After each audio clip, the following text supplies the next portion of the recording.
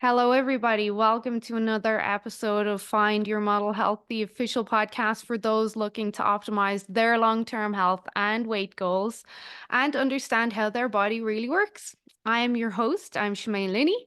I'm a nutritional therapist, certified integrative health practitioner, iridologist, and biohacker, and I'm very happy to have you back with me for another piece of your day.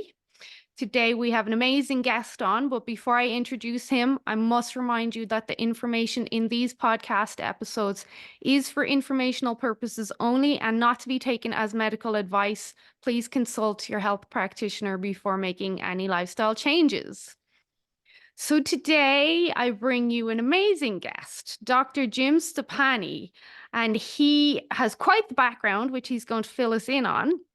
Dr. Jim Stoppani is a PhD. He's a leading authority on exercise science, sports nutrition, and supplements. And over the past 15 or so years, Dr. Stoppani has helped millions of individuals change their lives through science-based nutrition, supplements, and carefully designing training programs that are doable for people. Dr. Jim would be delighted to educate us on all things exercise today and even the importance of, we'll get into a few other topics, like maybe touch on nutrition and sleep, if that sounds good to you, Dr. Jim. Of course. So welcome. Thank you Thank you. for giving me a bit of your time today. Oh, the pleasure is mine. Thank you for having me on, Jermaine. So before we kind of get into the nitty gritty, as they say, can you give us a little bit of insight on your background? You already filled me in a bit, but the audience would love to know, where do you come from? What got you to where you are today? Sure. Yeah, I have a PhD in physiology, exercise physiology, mainly specializing in biochemistry and physiological systems that are involved during exercise and nutrition. I did a postdoctoral fellowship at Yale School of Medicine, Department of Cellular and Molecular Physiology, Mm, where I studied how exercise and nutrition affect your genes. And again, we're not talking about genes that, whether you have blue eyes or brown mhm, eyes, which is your genotype, but more what we call phenotype, which are the genes that are involved in day-to-day activities. For example, if you increase your carbohydrate intake, right, there's certain enzymes you require to digest and utilize those mhm, carbohydrates. So if you mhm, went on a high carbohydrate diet, your body would adjust by increasing genes that produce more of the enzymes that are involved in those processes. So mhm, that's what I'm looking at. That's what I was looking at during my main research. And the nice thing there is that it reminds you that even though we're looking on sort of the outside when we do a workout or we're talking about a particular diet or anything that we do, it really starts at the cellular and molecular level in everything that we mhm, do. So um, that was a really interesting you know area to really focus in and hone on and see how it applies to the bigger picture, the whole body, the whole organism, if you will. From Yale, I actually left academia to take a senior science position in publication. For those of you who remember when we used to read magazines to get our I still information, do. I still read. this is long before people were even going on to websites, let alone social media. I was a senior science editor for some major fitness magazines like Shape magazine, Muscle and Fitness, Men's Fitness, Muscle and Fitness, Hers. Um, and then I started my own supplement line, and now I'm pretty much independent, as most of us are, through social media and the website. I have my own workout and fitness app as well. That is quite the resume. As yeah, you say resume here. I don't think You I told do, you, but I'm yes, from Dublin originally. I'm only here 10 years. And every time I say CV to somebody, they look at me with a blank face because you yes, call it a resume. yeah. So in academia, we actually call it a CV. Oh, Yeah, but in the rest of the world, they call it a resume. So yes, yep. In academia, we mainly refer to it as the CV. That's interesting. Like, I know totally off topic, but in Ireland, we call it a CV, a Hmm. curriculum vitae. Exactly. Why Yep. has the rest of the world not I'm taken not that sure. It's up? kind of like the metric system, right? Well, Why it's do we clear. still use? Yeah. Well, it's obviously because Irish people are smarter. Like that's obviously the reason. So I was hopeful to have you on, and again thank you for coming on because my clients and followers know me for specializing in nutrition and hormones Sure. and specifically orthomolecular nutrition. But exercise is something I wanted to have another specialist on to talk about. And I'm sure you get this with your clients. It's one thing us telling them something and they're like, yeah, yeah, yeah, you have to say that I'm paying you.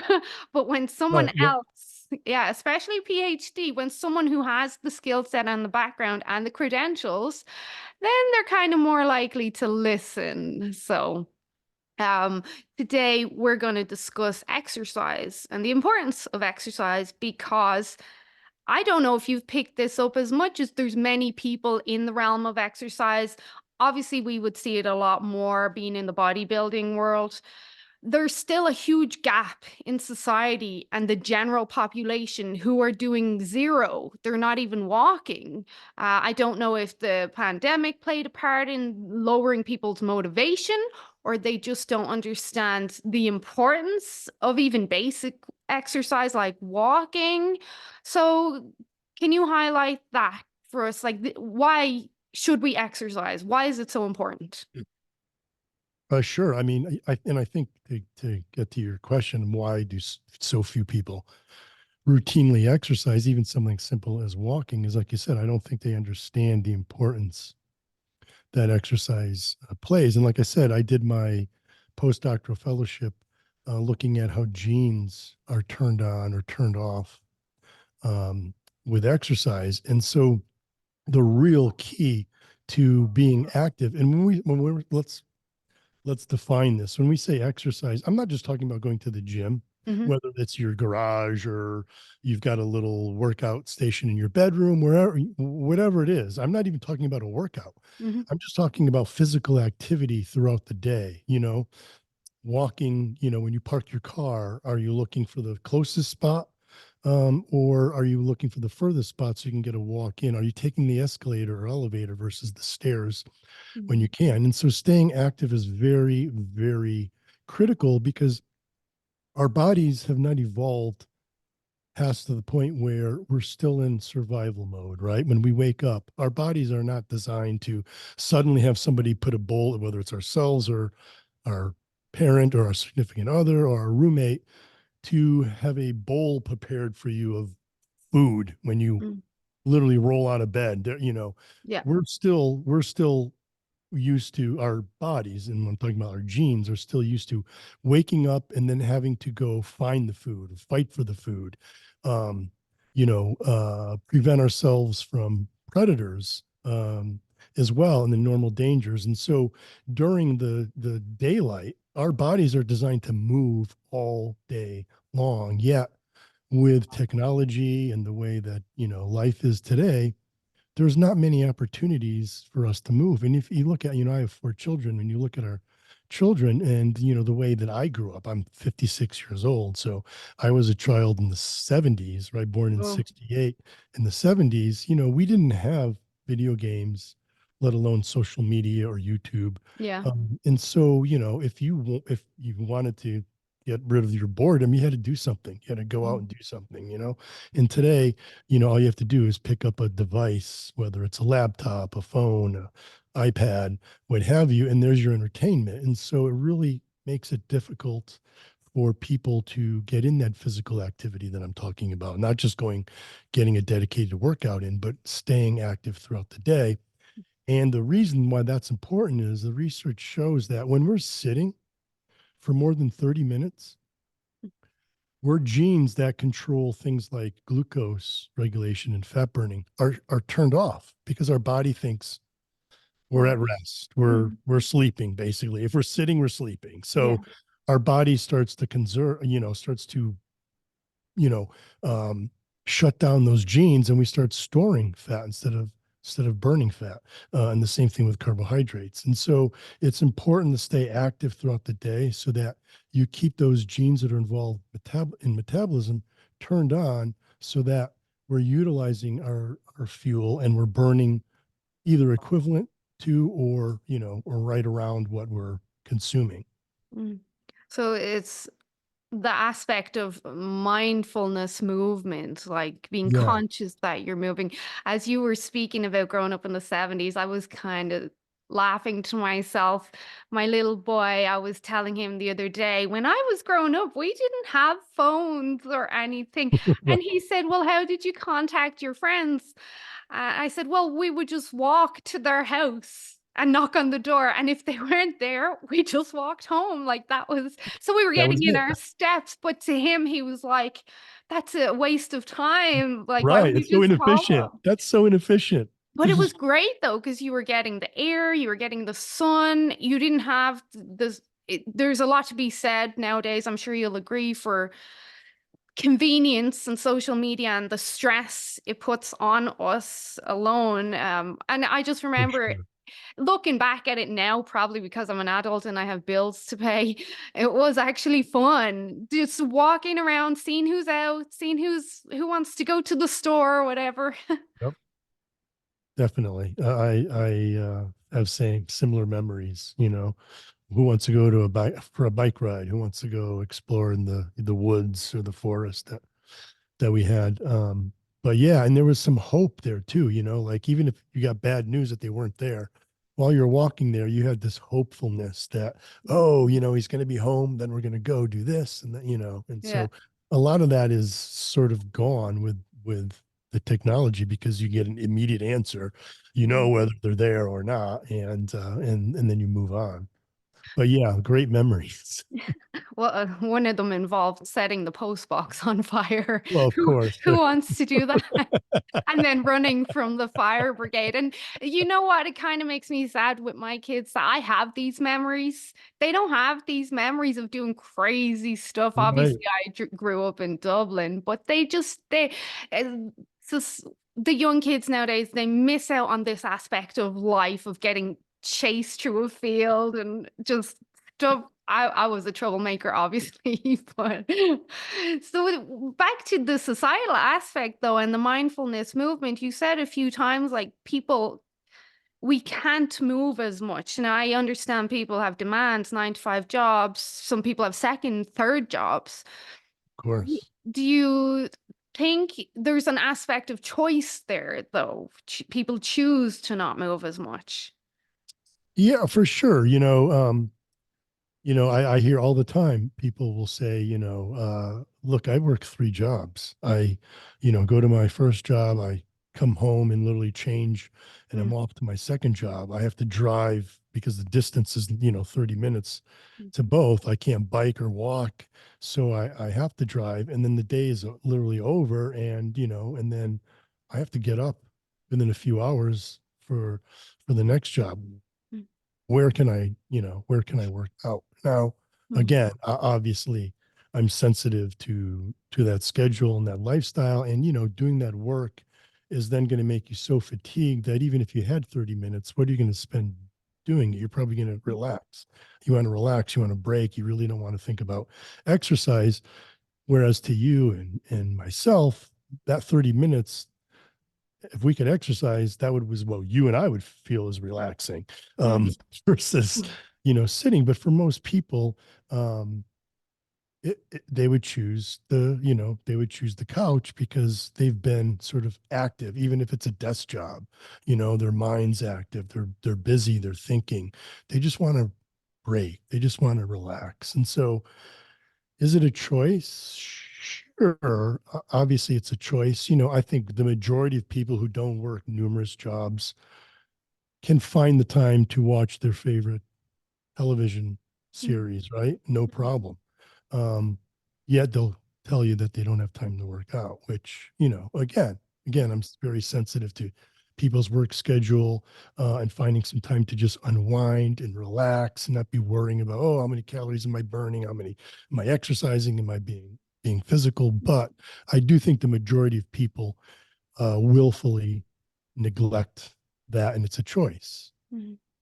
I agree, and we're not trying to be insensitive. We all need downtime is very important, but then that also makes me think, is there a personality type then that's associated? Like you said, myself and yourself, if we have 30 minutes, although now 30 minutes in front of the TV sounds nice to me, but if we had it, I would go for a walk, I would do some sit-ups, I would do something. So then that like a type A personality, I wonder.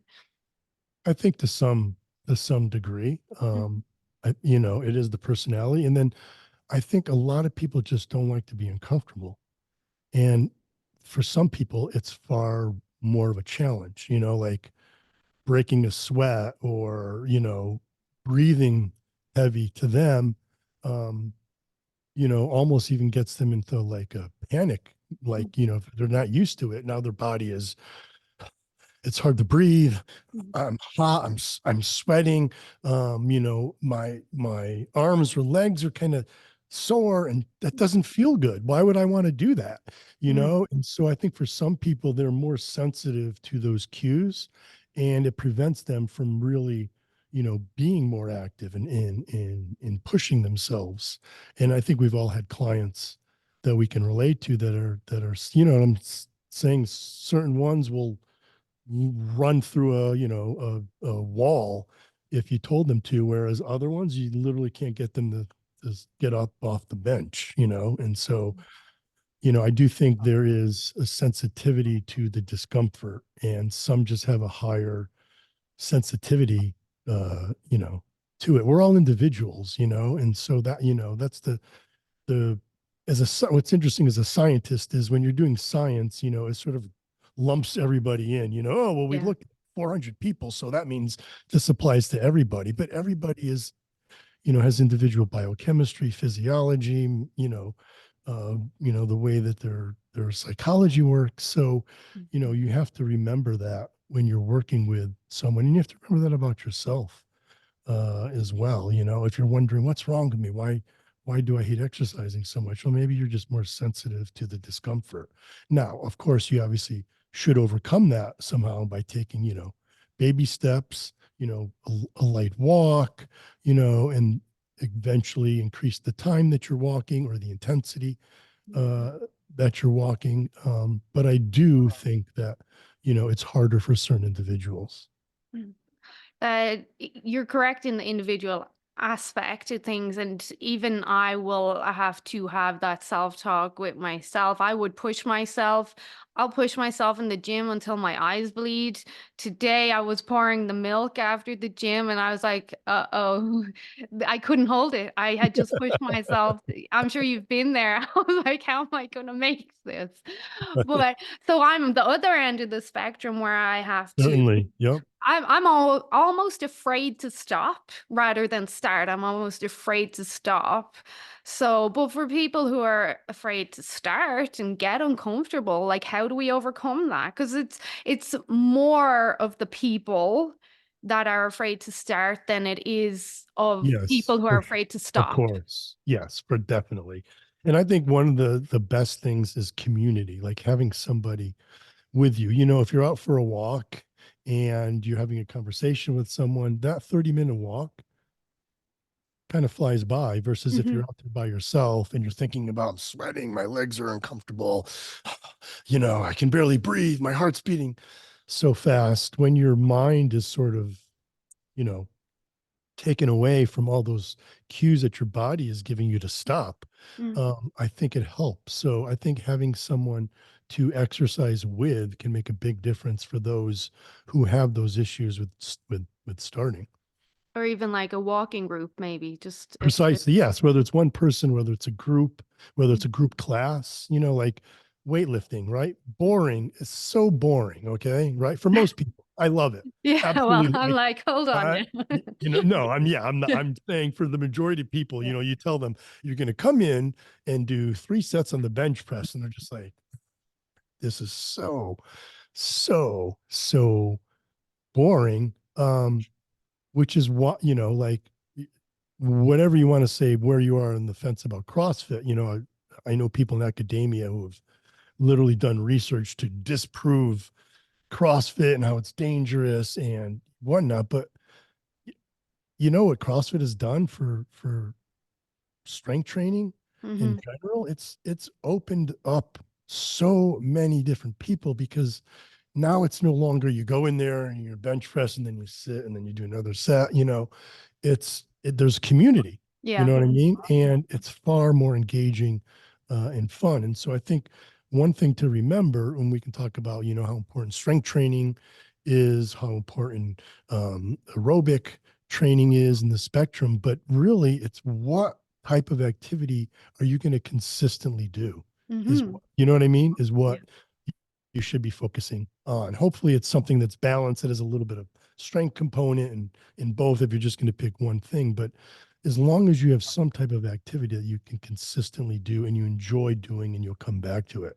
Yeah. That is one of the more common questions that I've gotten over the years. What's the best exercise to do? And the answer is, well, Isn't whatever you're actually going to do. Like, what are yeah, you going to do? And then the second question is, what's the best time of the day to do it? And right. again, whenever The you're time going of to day do when it. you're going to get it done. But if we were to kind of get granular on that question, what do you think is the best time of the day to exercise? Let's just say, schedule permitting, what Right. would be the ideal?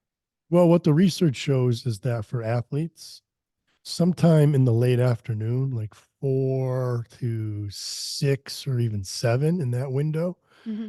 your body physiologically is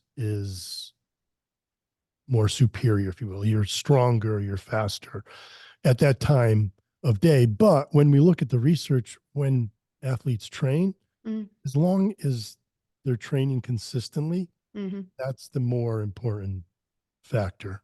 Hmm. Is it's when they're training. It doesn't matter if they're training in the morning, it doesn't matter if they're training at night, but if they're consistently training at that same similar time, Mm. then the the benefits are very similar. And we're talking about minute, like the difference between, first and second place at the Olympics, it's microseconds. Yeah. As far as what you're going to get in the afternoon, it's not like, oh, if I train in the afternoon, I'm going to lose, 100 pounds, 40 Mm. pounds immediately. And you know what I I mean? Because wish. I trained at the right time, it's very, very, very minute differences for the general public. It really, it really doesn't matter. Mhm. So, as well with athletes, because I actually have had that brought up before, especially with teenagers. I heard you're stronger in the afternoon. Well, yeah, the research shows us that, but also if you were a finely tuned athlete, chances are you're already prioritizing your sleep and your nutrition and everything else is on point. Whereas if you're a working mom or dad and stress is up to your eyeballs and you're not sleeping well, maybe you shouldn't train right before bed. So, It's yeah, there's a couple of considerations there. precisely. Which when it comes to the different modalities of exercise, then what are we looking at in your terms of preference? Because I'm sure you're working with a different cohort of people than I would be working with. Mine are, Certainly. Yep. yeah. And in my cohort is pretty it's pretty wide. It goes from, advanced strength trainers, intermediate, and a lot of beginners. People are just getting off the couch. Mm, Um, but as far as the modalities, so it's interesting because when I got into exercise science, this mm, is in the, late mid 80s, the only research that was being done on exercise was aerobic exercise. In fact, if you know the American College of Sports Medicine, mhm, um, they, publish exercise guidelines. And for decades, it was always aerobic exercise 3 times a week. That was it, you know? mm, And then eventually, I think maybe early 2000s, they would add, and if possible, add strength training. Now, if you look at the ACSM guidelines, it's about strength training. mm. It's not just getting in your aerobic, but it's also including strength training, because we know how critical it is for just quality of life. Look, it's great cardiovascular exercise, endurance type of exercise, whether you're going for a jog, you're on a bike, whatever it is great for the heart, great for the circulation, right? Your circulatory system, great for most systems in the body. Unless you're running hills or something like that, it's not really resistance training. And the importance of the resistance training is that as we age, and I'm not talking even, 60, 70, even as we get into our, late 30s or 40s, you're going to start losing strength in muscle mass, and we start losing those fast twitch muscle fibers, and those are the ones that are the strongest. Um, and so our quality of life begins to decrease because we're losing strength. And when you don't have strength, even, open a door, walk up a flight of stairs, you know, that's a problem. That's not a good life. The only thing that's going to prevent that is strength training. And how intense, though, because this is where back to the fear Mhm. factor. When I think of my clients, they're like, well, how much do I have to do? How hard? How often is it? Are we purposely trying to build muscle on someone that maybe hasn't done anything before, or are we just trying to maintain what they have? I think we're trying to build because the more muscle you have, the less the impact of it's called sarcopenia, right? Muscle loss as we age. So the bigger you are, the less impact sarcopenia has on your quality of life because you have more muscle mass. So I would say yes. Now again, for a woman, we're not talking about, building biceps this size. Mhm. We're just trying to add some quality lean muscle mass so that as you age, you're going to lose, I'm 56 years old. I exercise, you know, 5 to 6 days per week, right? Or seven, some type of activity, seven, but strength training I'm doing, 4 to 5 Mhm. times per week. I'm losing some muscle. I'm losing some strength as I get older, right? So at my at at my level, I'm now trying to just maintain, right? Because I'm 56. I'm, already at my genetic potential. I'm a natural athlete. So I can't build any more muscle. So I'm just trying to maintain it. Right. But somebody who hasn't been working out is not going to have biceps like this. So yeah, I think we actually need to build them up. And in fact, an interesting, I was watching a podcast by an oncologist, somebody who studies cancer, and they actually prescribe weightlifting for cancer patients, not just as a, health to build. They want them to build muscle because the greatest your greatest chance of survival if you have cancer is the amount of muscle mass you have, Mhm. because you start wasting away, right? And so the longer you can prevent that, the longer you can live. So with age, for somebody who doesn't have cancer, I still think that building muscle is important because it's going to help prevent as much decline later in life. Yeah. I remember a couple of years ago, I came across some research basically stating that muscle and muscle mass is the backbone of a healthy immune system. So I've kind of always tried to encourage my clients that way. But it's kind of like when you discuss, from my perspective with my following, obviously, when you discuss building muscle or lifting weights, it falls into the same realm of making sure you're getting enough protein. It's such a Certainly. challenge. People immediately think gym rats, bodybuilders, and I'm like, no, no, it's so much more. But It is. because I suppose from back when you started training in the whole Arnie realm and Mr. Olympia, and people just think muscles, protein, gym rat, I don't want to be one of them. And they overlook all the other essential, and they are essential benefits that both of these provide the body. For sure. Yes. And I loved when Obama was president because Michelle had amazing arms and everybody was just like, wow, look at her arms. And she looks like a woman, yet she has fairly muscular Mm. arms. And I thought that was a great promotion for strength training because obviously she's strength trained, and without looking, non, feminine, which I think a lot of women worry about. And it's not about that. You know what I mean? It's not that easy. Obviously, based on your genetics, some people build muscle far easier Mhm. than others, and certain muscle areas build up more on certain people. But generally speaking, it's not that easy to build. If it was, there'd be far more bodybuilders just walking around on the streets than you typically see. So, you do have to kind of remind them that it's not bodybuilding. It is because you're building more lean muscle mass, but it's just about health, longevity, and quality of life. And as you bring up the protein, um, part, what's interesting is one of the other reasons that we start losing muscle as we age is our efficiency on utilizing protein goes down. So the same amount, if you look at the research, the same amount of protein that a 20-year-old would consume after a workout would help them recover and build muscle. But for someone my age of 56, that 20 grams won't do much for me. I Mhm. need to increase it to at least maybe 40 to Mhm. get the same benefit out of that protein so that I'm recovering properly, recovering my body, my muscles, and building them back up.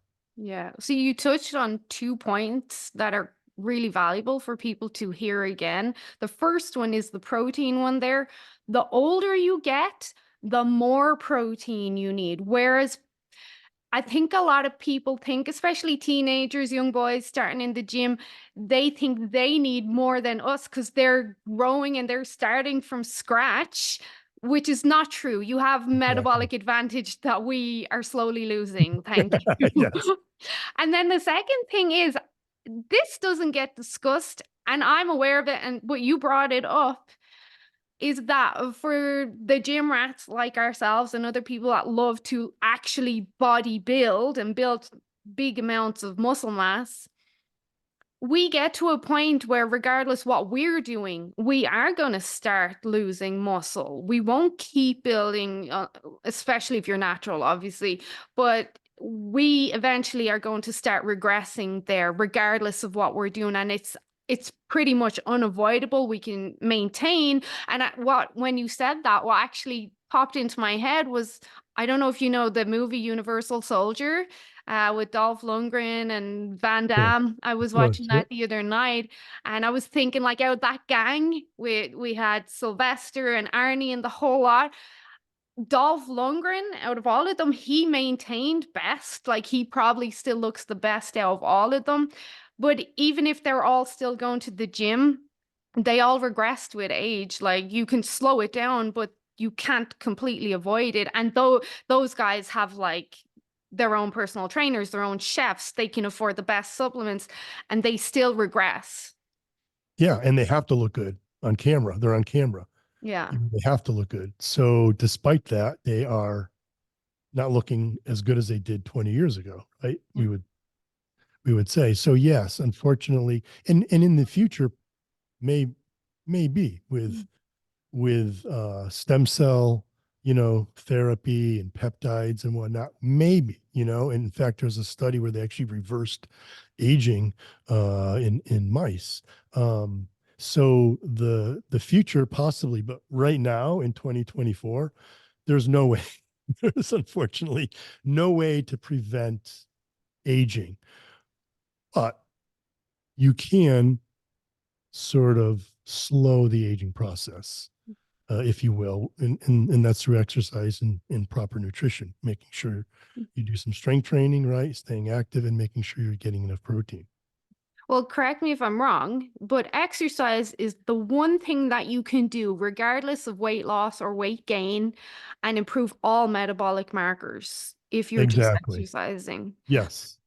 And then strength training, and I've seen the research as well, is the one aspect of exercise that can effectively, if you're obviously not pushing yourself too hard and overdoing it, slow down the aging process to some extent. Yes. Slow, but it won't It prevent it. won't stop it. Yeah.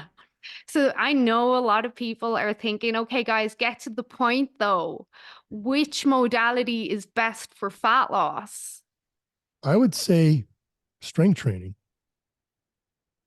believe it or not. In calorie to calorie burn, or what are we looking at? Are we Well, looking at the afterburn? it's hard. You can't really compare it. Yes, it's the afterburn, really. That's the key thing. And even if we look at aerobic exercise, if we compare like a steady state going out for, a hour walk, say, moderate pace or even a moderate jog versus doing some high intensity, like sprints and then walking and sprinting and walking. The higher intensity exercise, and again, depending on where you are, right? If you're Mhm. just getting off the couch, I'm not telling you should be doing sprints and then just walk. Okay. Don't worry about these details. Just start being active. But if we wanted to compare slow and steady state cardio to high Mhm. intensity, I would say the high intensity is better. Again, if you're going to do it consistently. If you hate it, then it's not going to be better for you. Do this, go do your steady state. It's going to be better for you because you're going to be consistent. But the high intensity is a better option because how long can you exercise? There's 24 hours in a day, right? Mhm. Mhm. Even if you exercise for 2 hours, which is a lot, right? I barely get in 2 hours of working out in my day, right? I'm not working out for 2 hours straight, right? Maybe some days, but that's not most people aren't. So maybe you're getting an hour, let's say, of Yeah. exercise, right? So you've burned more calories in an hour, right?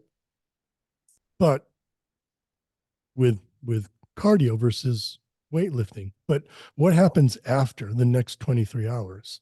Well, the higher intensity exercise, again, whether it's weightlifting or high intensity interval training compared to just going for a walk, is going to be keeping your metabolic rate turned up. You're going to be burning more calories, probably a higher percentage of fat for those other 23 hours Mm. than you would if you went out for an hour walk. Mm. So yeah, we could, I suppose, and correct me if I'm wrong, we can look at this in two different ways. We've got the people who are doing nothing and we just want them getting more carbon Getting out. active, exactly. It doesn't matter. Don't worry about the details. Mhm. Do something is Yeah. is what's critical for them because they're starting with nothing, and something is better than nothing, right? Then when we get them to something, right, and consistently doing something, then we can start talking about, well, which, Mm. right, Let's do is better. what's our But next step. but don't, for those of you who are literally just wondering, how am I going to exercise more? I need to exercise more. Disregard these little details that we're discussing and just do something that you like that keeps you moving. So I have a lot of clients who are not stressed, they're extremely stressed. Like they're high adrenaline, not sleeping, very stressed. Like adrenaline is their daily fuel, and not in the good way that we would get in the gym. Like it is from morning to night, it's just adrenaline. In that circumstance, if you had a client like that, what would your advice be then in regards to high intensity work it fits or even CrossFit? Like, are you recommending, or are we looking at something that's a bit lower paced and a bit, I don't want to say gentler, but not as intense? We don't want to elevate the stress hormones more. Like, where would Mhm. you stand on that? Yeah, then I would say if it's somebody like, and again, when we, like I said, as a scientist, we sort of give generalizations Mhm. on advice, but at the end of the day, it's really about that individual. You can say intermittent fasting is a great way for fat loss and health, but if the person can't go 12, 16 hours without eating, then that's not the diet for them, Yeah. Um, so as far as exercise, sure, if it's somebody who's super, super, then maybe something even like yoga, you know what I mean, is their choice. And I'm not talking about 15 minutes of getting, I'm talking like an hour yoga class Yeah. uh, for them because we know that yoga helps to lower cortisol and helps reduce those stress hormones. So maybe something like that. And like you said, steady state cardio, same thing, you know, it helps to lower some of those stress hormones as long as you're, like you said, not overdoing it. So Mm. for that individual, definitely. 'Cause I could count them on all hands and Yep. feet, the amount of clients that they're stressed to their eyeballs, as the term goes, but then And they feel exercise they is need stress. and they need to do more and they need to go fast and I need to go to this spin class and I need to do this. And I'm like, well, hold your horses now. This might be problematic. Yep. Yeah, I agree.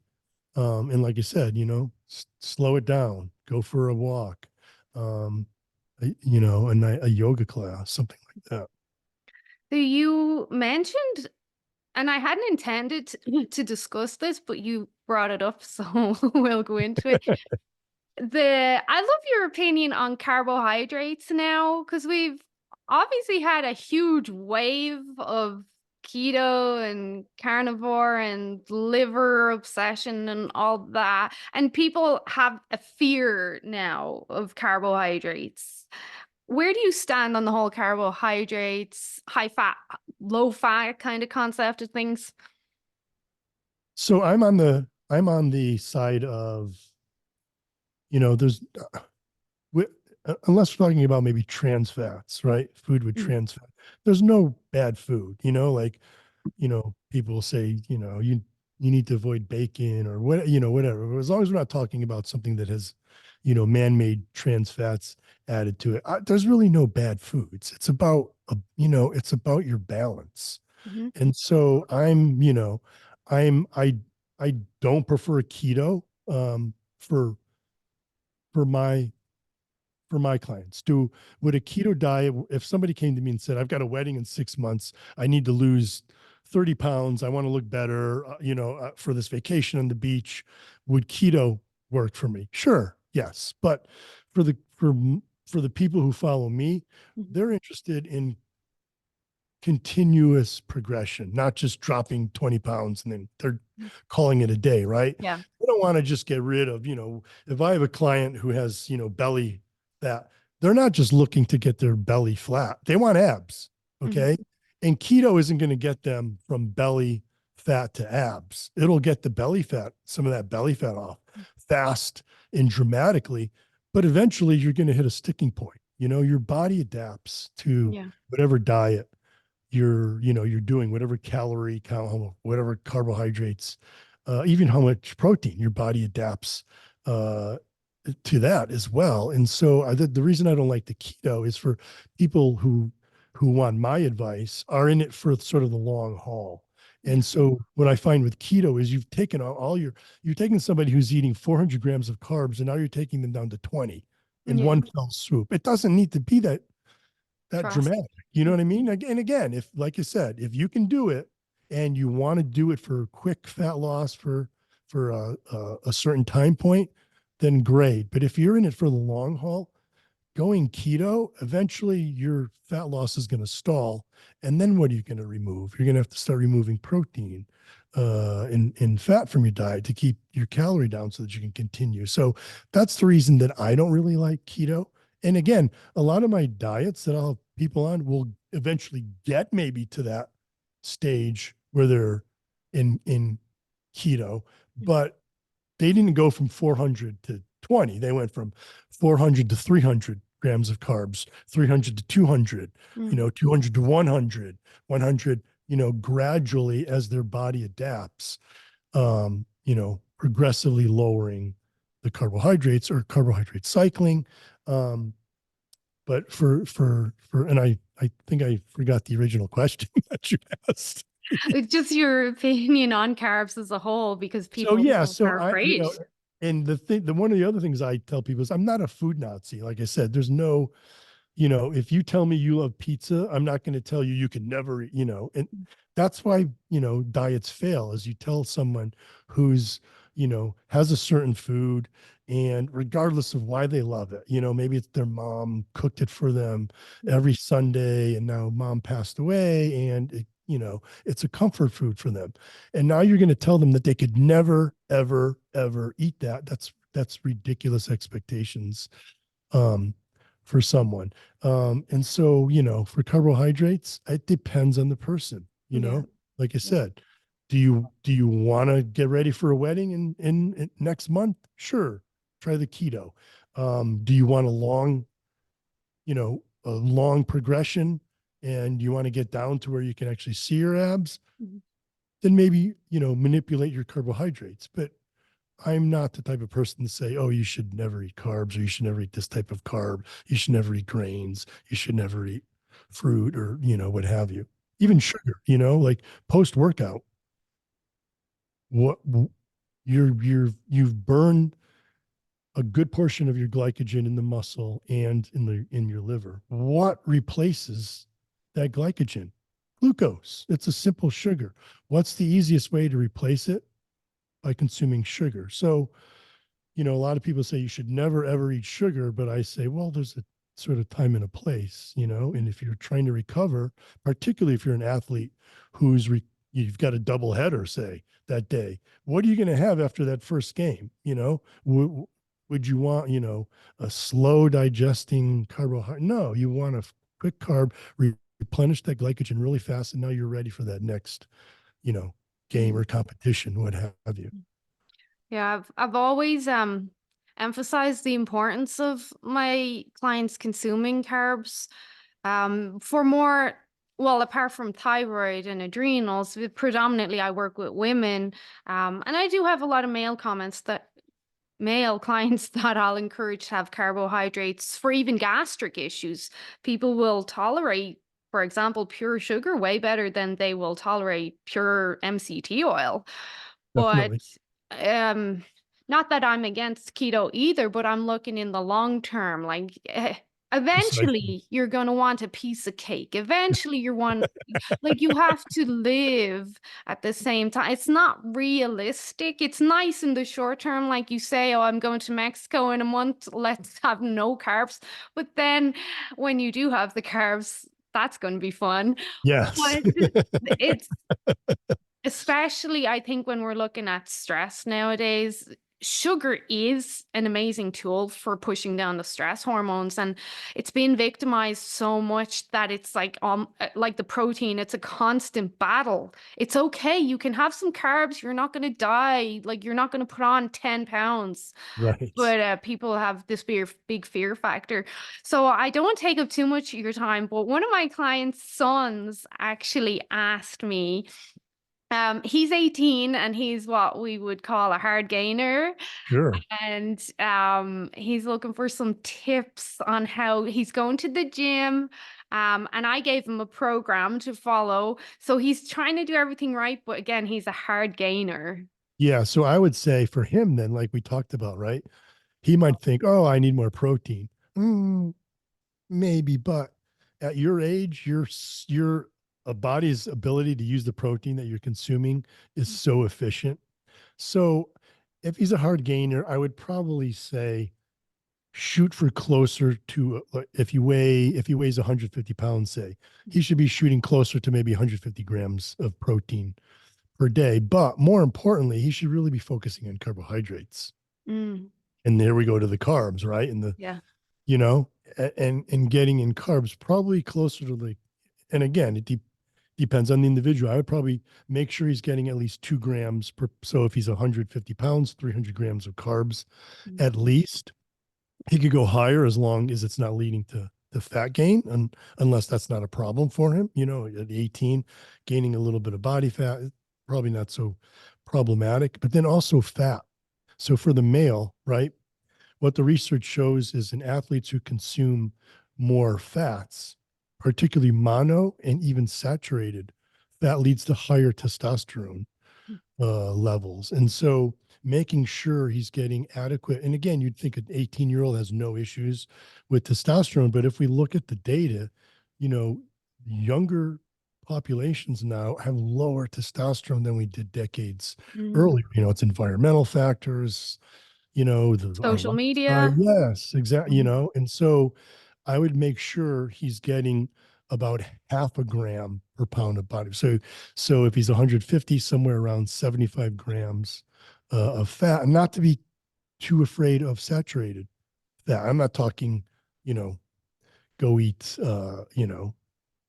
fatty burgers all day, but, um, you know, don't be afraid of having some, bacon or, some fatty beef, because that saturated fat, particularly at his age, is going to help to increase his testosterone levels. I can hear his mom now saying, "No, don't tell him to eat more food because these teenagers already It's eat." expensive. Yes.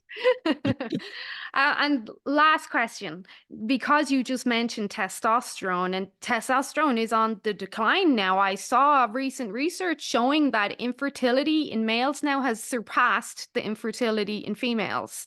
Um, so I think a lot of men think once they hit their 50s, 60s, that's when their testosterone is going to decline. That's not true anymore, as you Right. mentioned. Where, how does exercise play a part in testosterone specifically for men 30, 40, 50?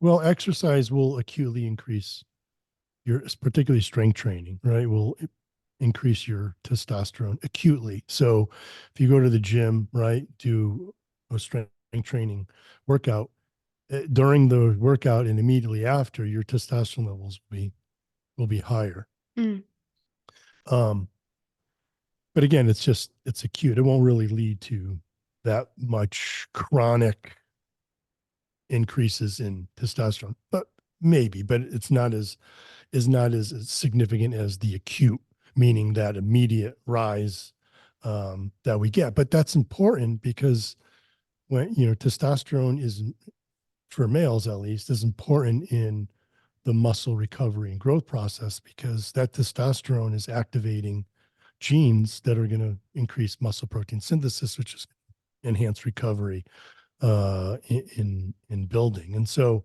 exercise is important. But if you're, I see guys in their 20s that their testosterone is 300 and the normal range is somewhere around 300 to 1,000.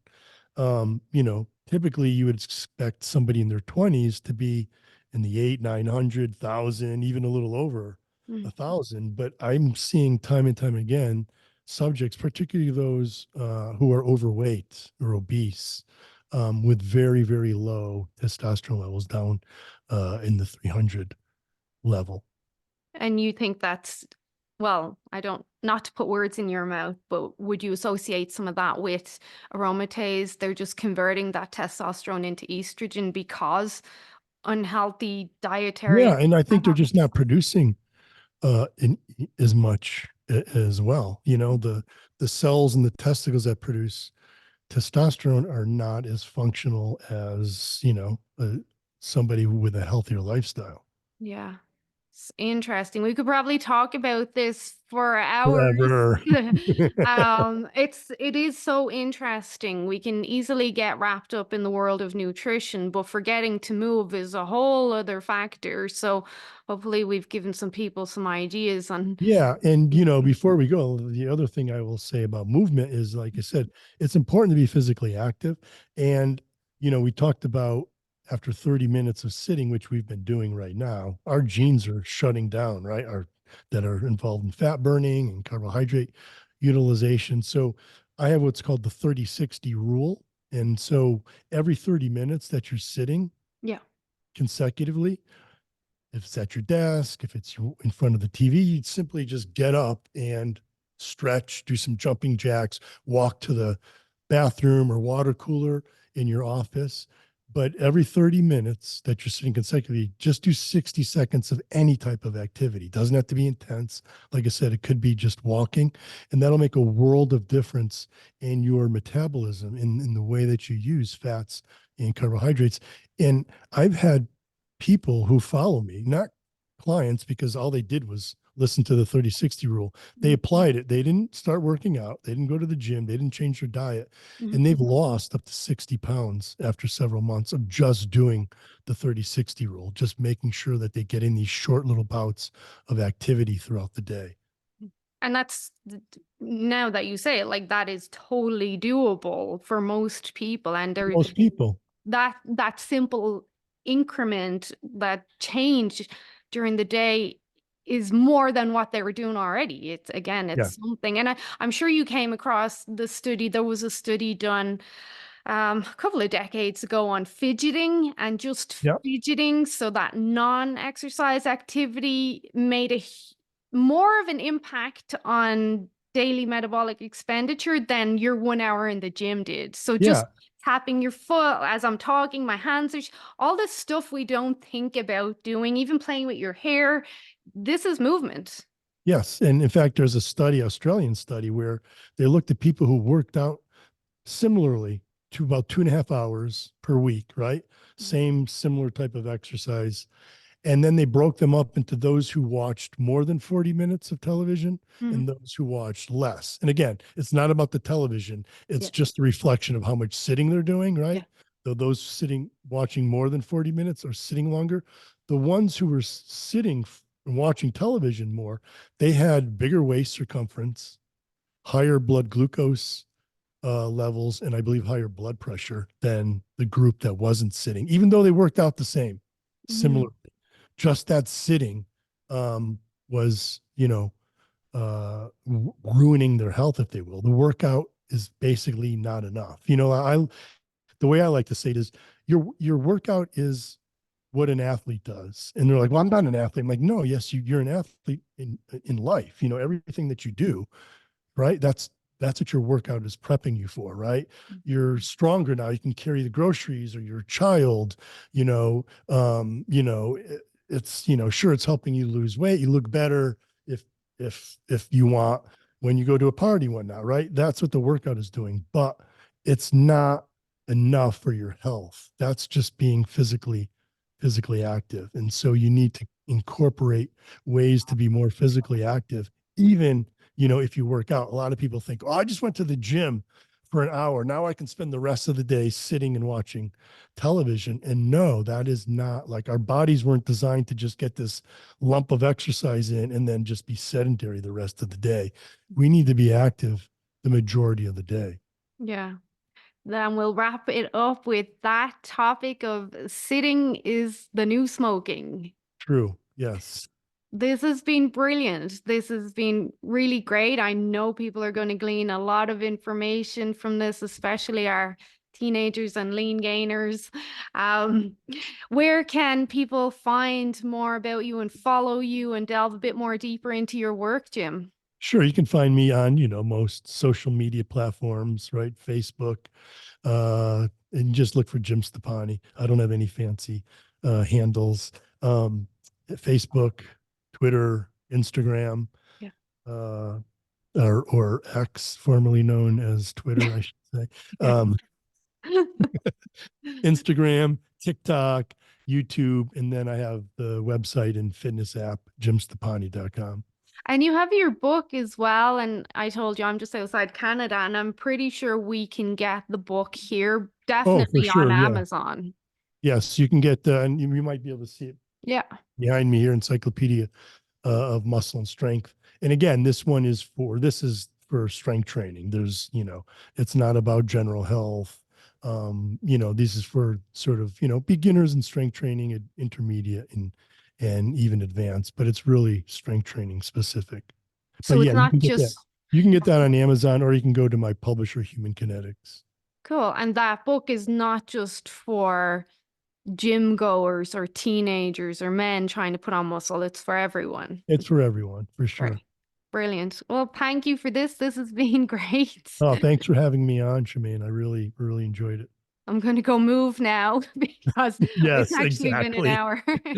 Well, thank you for your time, Jim. You have a great day. Thank you, Shemaine. You too. Talk soon.